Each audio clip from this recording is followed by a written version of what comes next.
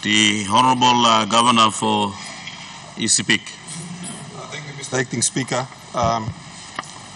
My question without notice is directed to the Prime Minister simply because I'm not sure which minister should be answering this particular one. And by way of preface, I have asked this question many times in government caucus without receiving a response, and therefore I'd like to ask the Prime Minister a series of questions. Number one, Prime Minister, could you tell the people of Papua New Guinea how many Papua New Guineans are currently unemployed, particularly long-term unemployed? My second question, do you have any idea how many jobs we currently have? If you could inform the House and of course the people of Papua New Guinea. Would you be able to tell the House, my third question, how many jobs were in existence when you became Prime Minister? And it is now 4.5, almost 5 years you've been Prime Minister. Could you tell the people of Papua New Guinea in these 4.5 years, how many jobs has the government created for our people? Are you able to tell the House, my fourth question, if there are jobs created, which sectors were these jobs created in? Honorable Governor for Sepik, Honorable Member for Wapenamanda, I think I had the point of order from the Minister, so I'll allow the Minister to raise a first point of order. Honorable Member, you will resume your seat. I will allow the Minister to raise the first point of order. Speaker, through you, these are very intelligent, good questions. I respect those questions, but I think the questions should be asked to the Minister who has been charged the appropriate responsibility to answer questions like how many people are being employed, in what sector, what area, or how many will be employed within the next 5 or 10 years. That question could be asked to the Minister for Labour and Employment. Order. Mr. Acting Speaker, the question could be asked to the Labour of Employment. Order. Labour of Employment. The Prime Minister, any Prime Minister delegated, Order. Minister responsible. The Speaker will make a ruling on the point of order. So, honourable members, allow the Minister to. No. Speaker, see, ministers are there to answer detailed questions. The question the Honourable Governor is asking a detailed, therefore, the detailed Minister Labour should answer the question. Thank you. Order. Honourable members, allow the Speaker to make a ruling on the point of order. Honourable Minister, your point of order, I will rule that point of order out of order. You all know very clearly that many times when the Honourable Member asking a question to the Prime Minister, who is the Minister of all Ministers, and it at his own discretion to ask a question direct to the Prime Minister, he has the prerogative to ask. So, Honourable Minister, I rule that point of order out of order. The Honourable... It's been a while since we've had this much excitement on the floor. Thank you, Mr. Acting Speaker. Mr. Acting Speaker, I think the question of jobs is so critical to a country, any decent country in the world. Honourable Governor, you now have another point of order, so I'll allow the member for Wapenamanda to raise your point of order. Thank you, Acting Speaker. Some of us parliamentarians are sitting here like deaf without this piece not working. Thank you.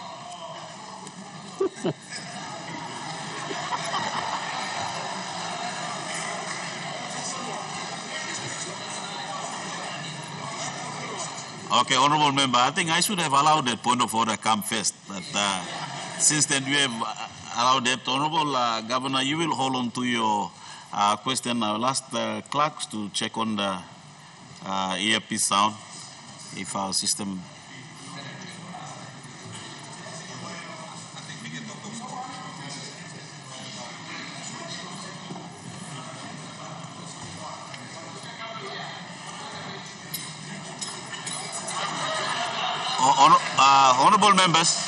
Honourable members, The message has been relayed to the technician to look into this, and they will address that. And I'll allow the question time to continue, so I'll allow the governor to complete your question. Yeah, I regrettably, Mr. Speaker, plan is something lo country bagrapna. All earpiece to bagrap, it is being very consistent with everything else that walk lo bagrap. So my apologies, good member. Honorable members, this is your parliament. This is your parliament. Honorable Governor, raise your question in regard to what you have raised, not on what it is happening here. Thank you, Mr. Acting Speaker. The question of jobs in any decent country is quite critical, and therefore I think it should be front and center of the policies of any decent professional government, Mr. Acting Speaker. So to continue, and suppose me abrus liglik me come back in, could the good Prime Minister inform the House which sectors has there been jobs growth, number one, and which provinces are these jobs in? My final question, the Pangu government has promised the people of Papua New Guinea 1 million jobs by 2027. So by my calculation, we should have at least 400,000 of those jobs by the end of this year. So could the good Prime Minister inform the people of Papua New Guinea exactly where the government expects these jobs to be, so that at least all our children who are struggling to pay school fees can direct their focus towards those particular provinces where those jobs are going to be? And finally, how long do they have to wait for? Thank you, Mr. Acting Speaker. The Honourable Prime Minister. All right, thank you, Mr. Acting Speaker. I'm just so happy that we have excitement finally in the House. Maybe on this side it was very boring for my brother Governor Bird and others, so they decided to go on the other side. So it's good that they found excitement. And I want to answer his question by starting in this manner. This is a pertinent question, important question, or series of questions that has been asked. And I will have a detailed response, if not tomorrow, and on Thursday. But I want to, Mr. Acting Speaker, to ask the Governor to put his fingers on 2019 statistics before I took office. And I'll bring him statistics in terms of the number of jobs he wants per people employed to this House, if not tomorrow, on Thursday or on Friday. And we get this record sorted out once and for all, instead of all the hype in the public spaces. Jobs in our country has been minimal since 1975. If you want me to dig into history, name me one government that has substantially created job in our country. Name me this. We have been producing more school dropouts in our country than employment in our country. That is why when we took office, this Pangu administration took office, we put in place a focus on second chance education for school dropouts to come back into school. That's why when we took office, we put freight support for our commodity programs, commodity crops nationwide. That's why when we took office, we put price support when price fails. That's why when we took office, we put SME intervention fund program.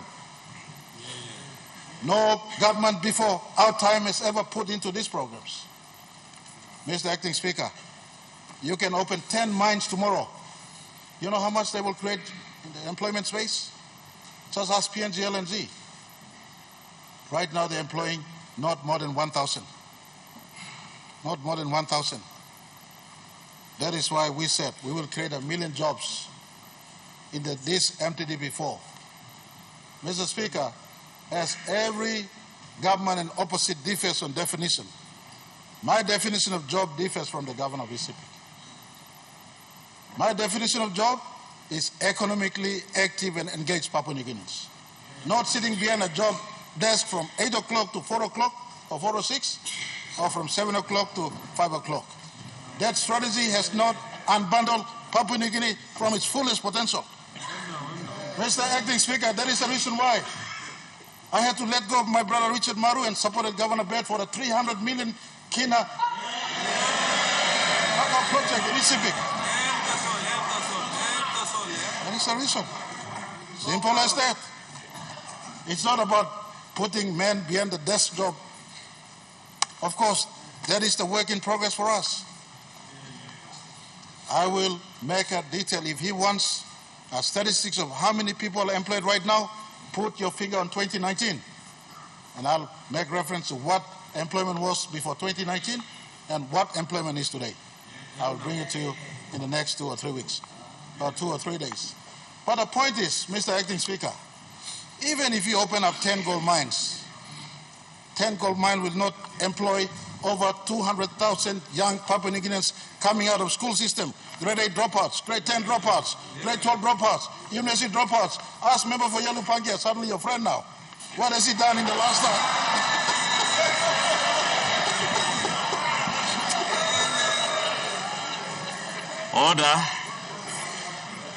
Order. Honorable member for Yalibu Pangia, you have a point of order. What's your point of order? My point of order is this. Of course, the Prime Minister likes making reference to me, and I appreciate that. And I thank him for it too. Yeah, thank you for constantly reminding the nation that I'm around. But let me say this. It is the Prime Minister himself who made a commitment to the nation that he will provide and create 1 million jobs. The governor is simply asking him a question that how far have you provided 1 million jobs? That's all he's asking. Stop blaming people, and we will provide you 2019 data. We'll provide you that. But answer the question, where are the 1 million jobs? And tell the Prime Minister, all this youth, he asked them if they're looking for a job to call him.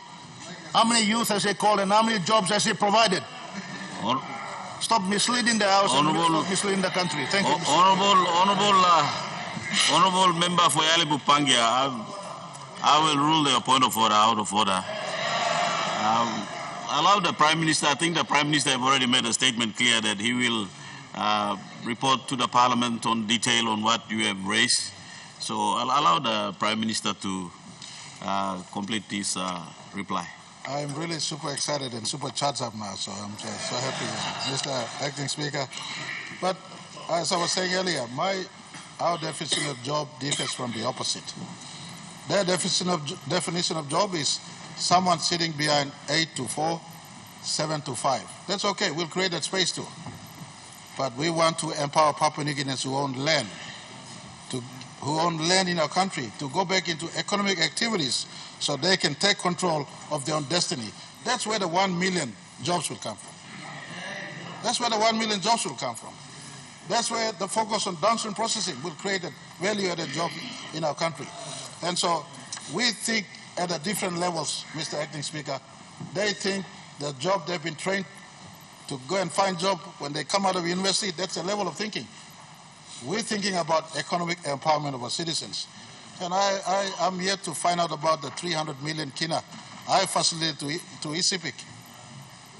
If people are now engaged in agricultural productivity in Sepik, that's happy for me. Honorable Prime Minister, we have a point of order.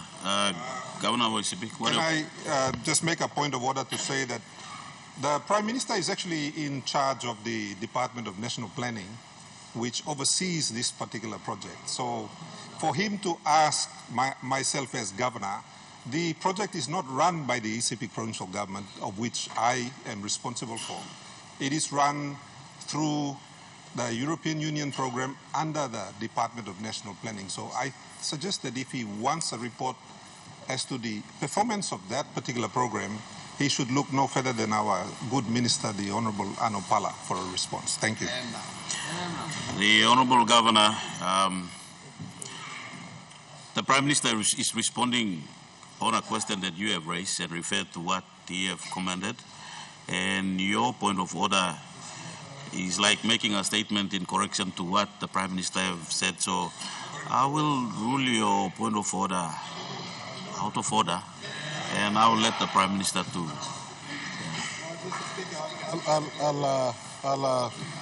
I'll end here, but I just want to give assurance to the governor. Good questions he's asked. This deserves a statistics-based reply. he asked to receive the statistics, but on the principle of our policy orientations, our focus on this side is not just a day job, but we want to empower people to be economically participating in our country. That is where we could mobilize greater amount instead of just next 5 years focus on putting people behind a paid desk. I will report to him, and I ask this Parliament, my statistics will start before 2019 and after 2019 so the country knows exactly what is happening. Our fiscal intervention is all about creating job creation in our country. Thank you, Mr. Speaker.